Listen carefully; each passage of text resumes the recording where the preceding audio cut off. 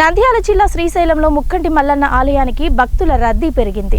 వరుసగా సెలవులు కావడంతో క్షేత్రంలో భక్తులు రద్దీగా అనూహ్యంగా పెరిగింది. క్షేత్రమంతా భక్తమయంతో సందడి వాతావరణం నెలకొంది. భక్తులు వేకుజామున నుండే పాతాళగంగలో పుణ్యస్నానాలు ఆచరించి శ్రీ బ్రహ్మరాంబ మల్లికార్జున స్వామి అమ్మవార్ల దర్శనార్థమై క్యూ లైన్స్లో దర్శన కంపార్ట్మెంట్లలో బారులు తీరారు. శ్రీ స్వామి అమ్మవార్ల దర్శనానికి సుమారు 5 గంటల సమయం పడుతుంది. మరోపక్క భక్తులు రద్దీ దృష్ట్యా శని, ఆది సోమవారాలలో ఆర్జిత అభిషేకాలు, కుంకుమార్చన నిలుపుదల చేశారు. భక్తులు రద్దీగా ఉండడంతో స్పర్శ దర్శనానికి మాత్రమే అనుమతిస్తున్నట్లు అధికారులు. అయితే భక్తుల రద్దీ దృష్ట్యా ఆలయ క్యూ లైన్లలో భక్తులకు ఎటువంటి ఇబ్బందులు కలగకుండా శ్రీ స్వామి అమ్మవార్లను దర్శించుకునేలా ఆలయ ఈవో శ్రీనివాసరావు అధికారులు ప్రత్యేక ఏర్పాట్లు చేశారు.